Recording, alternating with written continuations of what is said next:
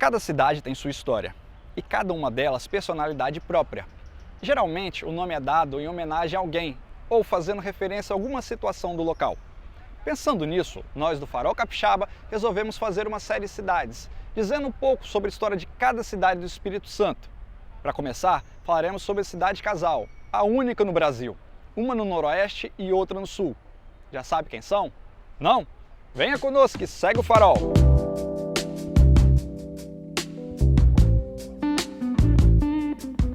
Situadas no interior do estado e separadas por quase 4 horas de viagem, a história dessas duas cidades tem algo em comum. Ambas foram homenagem a um casal que participou ativamente no processo de modernização do nosso estado. Mas quem foram José de Melo Carvalho Muniz Freire e Colatina Soares de Azevedo? E o que eles fizeram de tão relevante para dar nome às duas cidades? É o que você vai saber agora.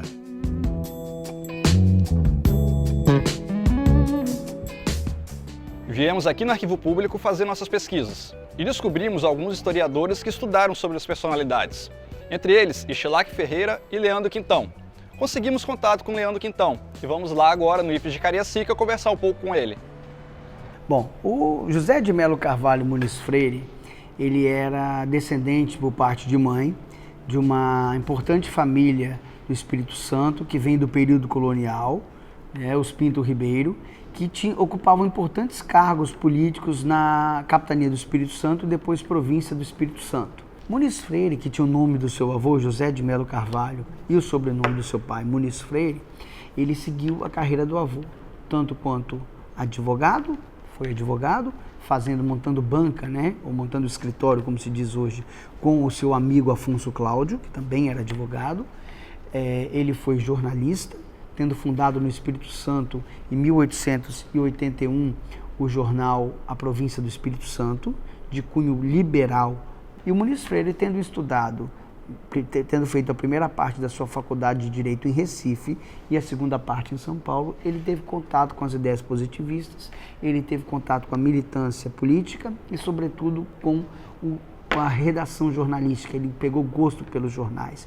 E ao retornar para o Espírito Santo em 1882, ele havia se casado com a Colatina Soares de Azevedo, que era neta do Barão de Paranapanema, em São Paulo. E aqui ele fundou o jornal A Província do Espírito Santo, como eu falei. Ele se filiou ao Partido Liberal e ele ocupou durante a última década do Império, isto é, de 1882 a 1889, esses cargos políticos de vereador e presidente da Câmara Municipal de Vitória, que tinha status de prefeito, uma vez que não existia cargo de prefeito à época, e o cargo de deputado provincial. Ele, durante essa década, ele conseguiu angariar uma importante força política porque ele se tornou o grande defensor de uma ideia do que ele chamava de alevantamento provincial. Que ideia era essa? Essa era a ideia de que era preciso desenvolver a província do Espírito Santo, e a forma que ele tinha para desenvolver a província, que ele acreditava, era incrementar o povoamento, incrementar a colonização e, portanto, a produção, de preferência o café, que era o grande produto que movimentava a economia capixaba, estabelecer forte comunicação territorial com Minas Gerais e centralizar em Vitória todas as exportações, fazendo com que o Porto de Vitória se libertasse economicamente do Porto do Rio de Janeiro e passasse a comercializar diretamente com o exterior. E a estrada de ferro para facilitar a comunicação de Vitória, principalmente o seu porto, com o interior do Espírito Santo, em especial a região sul, que estava se destacando na produção cafeeira, inclusive Cachoeiro de Itapemirim estava se tornando um grande centro polarizador econômico, e ao mesmo tempo estabelecer uma comunicação via estrada de ferro com Minas Gerais. Muniz Freire, diferentemente do seu amigo Afonso Cláudio, não era republicano. Ele militava no Partido Liberal, mas ele era um reformista. Ele era simpático à abolição da escravidão e ele acreditava que o trabalho livre deveria suplantar o trabalho escravo. Ele teve uma trajetória política muito ampla. Ocupou diversos cargos públicos, entre eles vereador, deputado provincial, deputado geral do Império. Ele foi eleito, só não tomou posse porque veio a República. Foi senador e presidente do estado, o equivalente a governador do Espírito Santo. Nesse período, ele tentou implantar os seus projetos, uma vez que o estado não era mais província. Um dos seus projetos era fomentar a exportação, já que o imposto agora vinha tudo para o estado. Com o aumento da renda do estado e esse fomento das exportações, acabou gerando uma dívida muito grande com a construção de estrada de ferro que liga Vitória à Cachoeira do Pemirim, o que acabou se agravando com a crise do café. Ele importou uma quantia significativa de imigrantes italianos para o estado, algo em torno de 13 mil, uma quantia muito superior aos que haviam imigrado na época da monarquia. Ele brigou para que o Porto de Vitória fosse na ilha, não no continente, haja visto que naquela época o aterro ainda não havia sido feito. Ele queria que Vitória fosse a verdadeira praça comercial do Espírito Santo. Construiu o Teatro Melpomene, que estava situado ao lado do Teatro Carlos Gomes. Construiu a cadeia pública, ali ao lado do Parque Moscoso. Fez também o aterro do Parque Moscoso.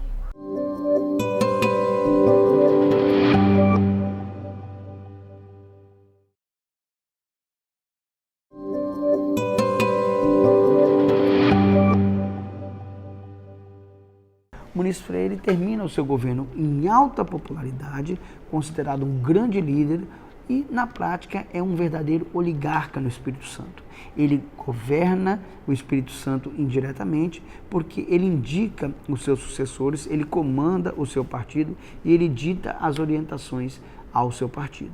Os seus sucessores foram eleitos, todos escolhidos por ele. Depois, Muniz Freire volta ao governo de 1900 a 1904, dessa vez eleito, ainda como grande oligarca no Espírito Santo.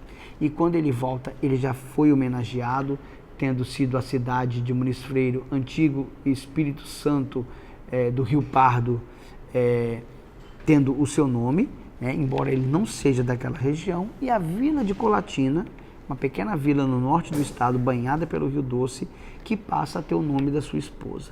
Essa vila se desenvolve apenas com a chegada da estrada de ferro Vitória-Minas, já no século XX. Muniz Freire, retomando, ao assumir o governo em 1900, ele enfrenta uma grave crise fiscal, e por causa dessa grave crise fiscal ele tem tremendas dificuldades de governar. Ele não consegue realizar um governo nos moldes do que ele prometia, executar esse plano de alevantamento provincial, e ele sai desse governo muito desgastado. Aquela aura de grande estadista, de grande governante que o seu jornal aliado, que tanto o incensou, que tanto o idolatrou, tinha já dificuldades em continuar mantendo o seu capital político. Muniz Freire sai desgastado do seu governo, mas ainda grande líder político dentro do seu partido, consegue aglutinar em torno de si mais adversários e, por ironia, no momento em que ele tem mais força, aparentemente falando, é eleito senador pelo Espírito Santo, ele briga com seu sucessor, Henrique Coutinho, por questões mínimas, o que demonstra que Muniz Freire estava internamente, por debaixo dos panos, visualmente desgastado. E Muniz Freire passa os 9 anos finais de carreira política sua no Senado, brigando com os governadores do Espírito Santo, Henrique Coutinho, Jerônimo Monteiro, e Marcondes Alves de Souza. A estrada de ferro sul do Espírito Santo, até o final do seu governo, não havia sido terminada. E seu sucessor, Henrique Coutinho, a vende para a companhia inglesa Leopoldina Railway, contra a vontade de Muniz Freire. E Jerônimo Monteiro teve um importante papel nessa venda.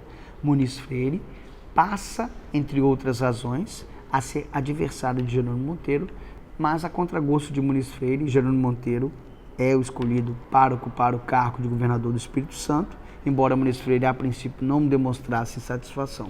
Muniz Freire passou para a oposição porque via com maus olhos o crescimento do jeronimismo no Espírito Santo. A partir da eleição de Jerônimo Monteiro e de seus sucessores, uma nova oligarquia toma conta da política capixaba. Passam a governar o Espírito Santo pelo Partido Republicano Espírito Santense. A oligarquia de Muniz Freire se desfaz e o Partido Republicano Construtor de Muniz Freire toma o mesmo caminho, assim como o seu jornal, o Estado do Espírito Santo. E falece em 1918, já doente e após colecionar algumas derrotas políticas, sendo a última contra o seu algoz, o seu adversário, Jerônimo Monteiro.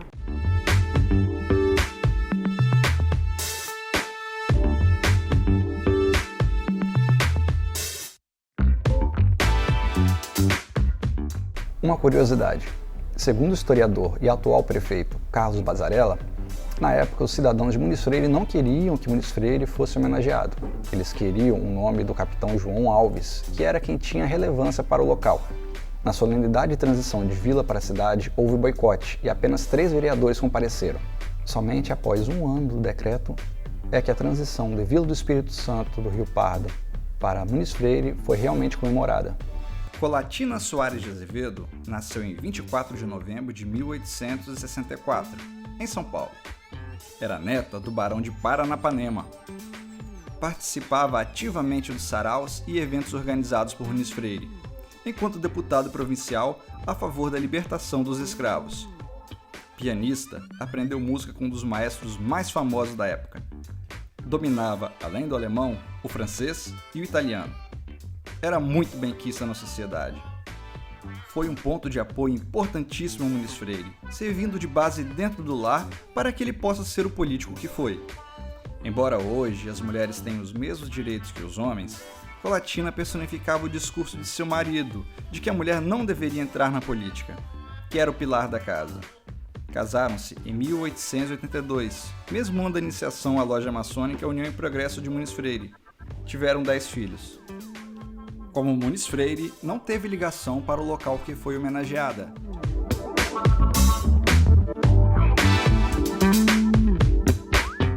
O hino do Estado do Espírito Santo foi escrito por Peçanha Póvoa, a pedido, que era um político, intelectual, amigo de Muniz Freire, a pedido da comunidade capixaba que vivia no Rio de Janeiro, e ele foi dedicado a Muniz Freire. Se chamava Hino à Mocidade Espírito Santense. Anos mais tarde, ele foi, já depois que Muniz Freire havia deixado o governo do estado, ele foi oficializado como Hino do Espírito Santo. Muniz Freire é um dos poucos políticos capixabas que tem nome de rua no Rio de Janeiro. Rua Senador Muniz Freire, que se eu não me engano no Meia. E ele lá está enterrado no cemitério São João Batista.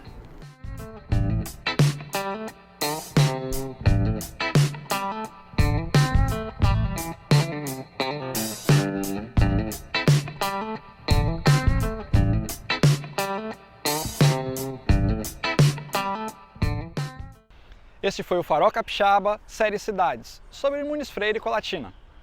Esse programa estará disponível no YouTube da TV Ambiental. Acesse! Assista também às nossas outras edições. Aproveite e nos siga nas redes sociais e fique por dentro das nossas novidades. Este programa é um oferecimento da Suprema Soluções em Pessoas, sua referência em cursos para uma liderança humanizada, integração de estagiários e assessoria em gestão de pessoas. E WR Corretora de Seguros, planos de saúde, odontológico, seguros de vida e previdência privada é com a WR Corretora de Seguros.